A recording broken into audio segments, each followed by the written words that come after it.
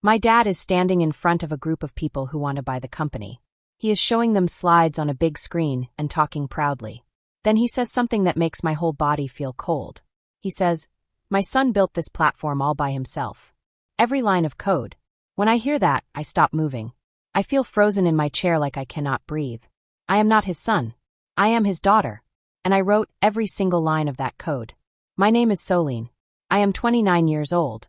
I have been a software engineer since I finished college. That means I build computer programs. I make apps. I design systems that help people do things faster and better.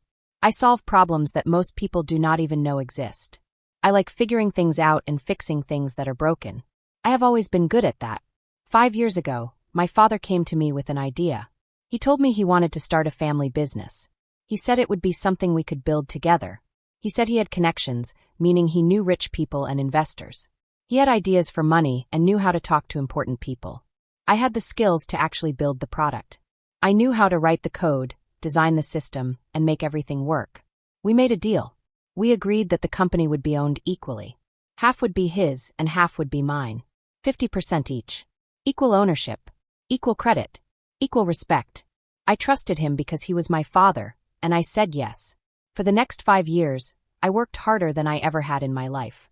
I coded late into the night, sometimes until 3 in the morning. I fixed bugs on weekends while other people were resting. I skipped meals because I was deep into solving a hard problem and did not want to stop. I poured everything I had into building the company. I am not like my younger brother, Bastien. Bastien is very social. He likes talking to people. He is confident and charming. He works in sales at a big company and knows how to smile and make people like him. I am quieter. I like working alone. I like thinking. I am the technical one. I am the one who builds things behind the scenes. But I also did something else that mattered more than I knew at the time. I kept records of everything. I saved every line of code I wrote. I kept copies of every email. I saved documents for every idea and every patent application. I backed everything up carefully. I did not do this because I thought my family would hurt me. I did it because I am careful and organized. I like knowing where things are. Now I understand why that mattered so much. As the meeting continues, my father keeps clicking through slides on the screen. He shows diagrams of the system, drawings of how everything works, pictures of the platform structure, and explanations of how different parts connect to each other. Every single thing he shows was made by me. I designed the system. I drew the diagrams. I planned the architecture. He points at the screen and smiles proudly and says, "My son had a brilliant vision. His technical genius brought all of this to life." An investor leans forward and asks, "Is your son here today?"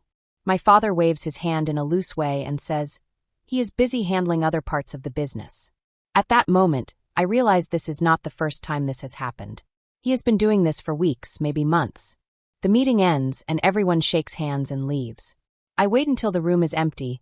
Then I walk into my father's office and ask him why he told them Bastien built the platform when I built everything. He barely looks up from his phone. He calls me honey and tells me that investors like seeing a male founder in tech, and that it is just about how things look. He calls it optics. When I tell him I worked for 5 years on this, he sighs like I am being difficult and says I will still get paid, but Bastien has the right image. He says Bastien is confident and charismatic, and I am technical. I remind him of our deal, equal partnership and equal credit, but he looks annoyed and tells me he is bringing in $50 million and Bastien helps with clients while I am just doing my job. Hearing him say that hurts more than anything.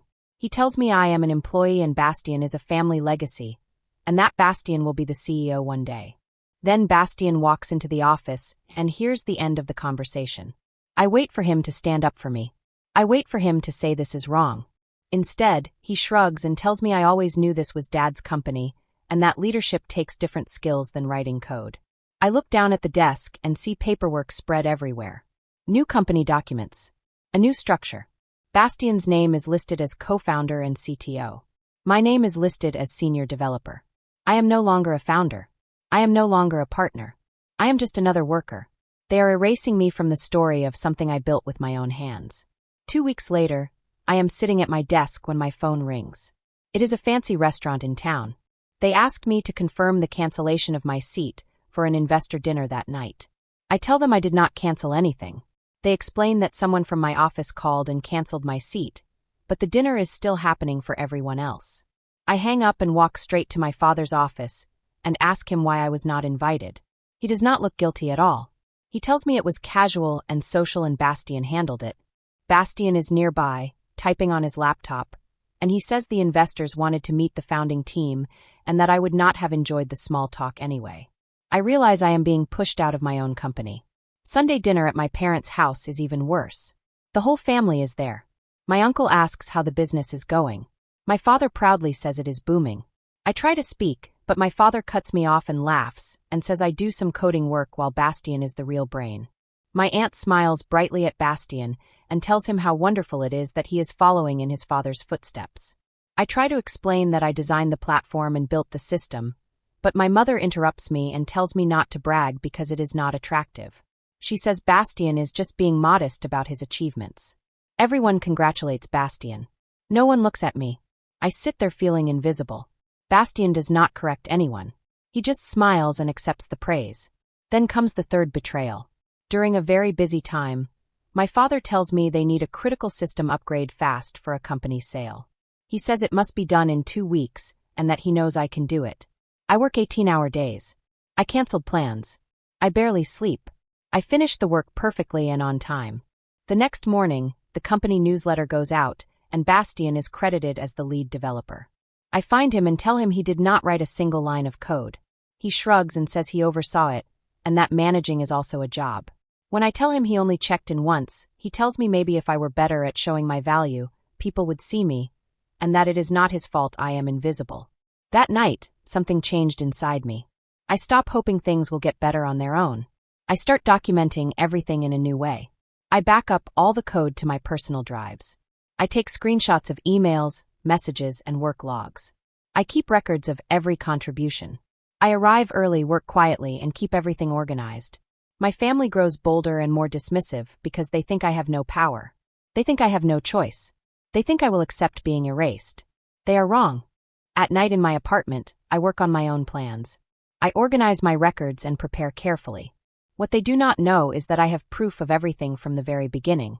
Every patent lists me as the main inventor. The code shows I wrote almost all of it. The designs and documents all have my name. I was also careful about intellectual property. When I first built the core technology, I registered it under my own name. The company only licensed it. I still own it. This was a detail my father's lawyers missed. I contacted an old friend named Rivain, a tech lawyer I met years ago. We meet for coffee, and I explain everything. She reviews my documents carefully and then looks up at me and smiles. She tells me I have more power than I think. She explains that the technology belongs to me and that if they try to sell the company without me, I can stop it. I sit back and finally understand. I have the truth. I have the proof. I have the power. And for the first time in years, I am ready. We spend a whole week sitting together and reading papers. There are many papers. Some are thick. Some are old. Some have yellow pages. We read every contract. We read every patent paper. We read every agreement I ever signed in my life. It takes a long time. My eyes get tired. My head hurts. But Rivain never stops. Rivain reads slowly and carefully. She uses a pen to mark important lines. She flips pages again and again. Then suddenly she stops. "Soline," she says softly. "Come here." I move closer. She points to an old document. It is the very first partnership paper. The one we signed a long, long time ago. "Look at this," Rivain says. I read the words. They are clear. The paper says that Bastien and I own everything equally. It says all work must be shared. It says both names must be given credit. Rivain taps the paper with her finger. "This means," she says, "your father broke this rule when he changed the company papers later." My heart starts beating fast. "He was not allowed to do that," Rivain continues. "This agreement comes first.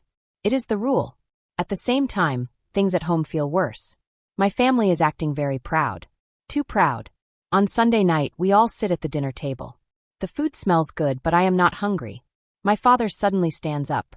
He smiles like he won a prize. "I have good news," he says loudly. "The deal will finish in 3 weeks." Everyone looks excited. $50 million, my father says. My mother claps her hands. She looks at Bastien with shining eyes. "Our son sold a company at only 27, she says. "We are so proud of you, Bastien." Everyone smiles. Everyone talks. Everyone celebrates. I sit quietly. I don't say anything. I let them enjoy their moment. Bastien looks at me from across the table. He frowns. You okay, sis? He asks. You're very quiet. I smile a small smile. I'm fine, I say. I'm just thinking about the future. My father clears his throat. There will be a big investor event next week, he says. A very formal event. He looks at me. You can come, Soline, he says. But you don't need to speak. Then he smiles at Bastien. Bastien will explain the technical parts. My stomach tightens. Bastien will explain my work. My designs. My code. My ideas. That night, Rivain and I began planning. We sat together at a table covered with papers and laptops. We need proof, Rivain says. And lots of it. We write a serious legal letter. It says the work belongs to me. It says my rights were ignored. Then we make a new presentation. This one tells the truth. We collect evidence. First, code records. Look, Rivain says. The screen shows numbers. Soline, 47,000 lines of code. Bastien, 0 lines. Next, patents. 7 patents appear on the screen. Every one of them has my name.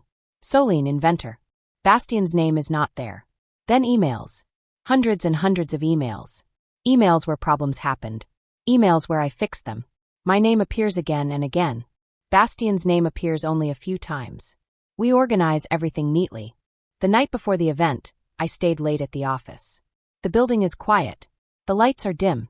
As I walk past my father's office, I hear voices. The door is slightly open. My father is on the phone. Once the sale is finished, he says, we'll remove Soline from the company. My hands freeze. Give her a severance package, he continues. I hear Bastien's voice too. She's too technical to complain, Bastien says. Developers don't fight back. Something breaks inside me. That is my breaking point. I step away and take out my phone. I text Rivain. Tomorrow, I write. We will do this tomorrow. She answers right away. I'll be there, she writes. Bring the proof. The investor event starts at 10 o'clock in the morning. Rivain and I arrived early. The room is big and fancy. We sat in the back row. My laptop is open. Everything is ready. My father walks to the front of the room. He smiles and starts talking. Bastien stands next to him. The slides appear on the screen. Halfway through, Bastien begins the technical part. He shows diagrams. My diagrams. This design helps the system grow, Bastien says. He clicks the slide. The code is clean and fast, he says. An investor raises her hand. How did you secure the login system? She asks. Bastien freezes. Well, he says slowly, it is efficient and easy for users. The investor looks confused. My father quickly changes the subject. I raise my hand. I have a question, I say. My father looks angry. Soline, we are in the middle of. I'll be quick, I say. I turn to Bastien. Why did you choose microservices instead of one big system? I ask. Bastien's face turns white. It's for scaling, he says. And how did you use containers? I ask. He looks at my father. I'd need to check my notes, he says. I stand up. That's okay, I say calmly. I can explain it. I open my laptop. I built it. The room becomes silent. Soline, sit down, my father says sharply. Rivain stands next to me. My client has the right to speak, she says. This product uses her work. I connect my laptop to the screen. My presentation appears. Numbers fill the screen. 47,000 code commits. My name. Patent papers appear. My name. Emails appear. My name. The original agreement appears. The part about equal ownership is highlighted. An investor stands up. Who actually built this? He asks. I did, I say. Every part of it. Another investor shuts his laptop. Then why did we hear your brother built it? He asks. My father tries to smile. This is a misunderstanding, he says. It's not, I reply. It breaks our agreement. Rivain hands the legal letter to the lead investor. As the owner, I say, I am stopping this sale. Bastien tries to talk. Soline, please. I look at him. You said you built it, I say. Show one line of code. He can't. People whisper. Laptop's close. The lead investor stands. We need to stop this deal, he says. My father's face turns red. Rivain and I walk out. 2 days later, the deal was cancelled. They ask me to renegotiate. I say no. I choose a buyout. They pay me $20 million. I leave. 6 months later, I start my own company. I build something new. Old investors call me. They believe in me. My father calls once. I delete the message. Bastian texts. I don't answer. Now I know. I never needed their approval. My work speaks for me. I am free. I build my future in my own light.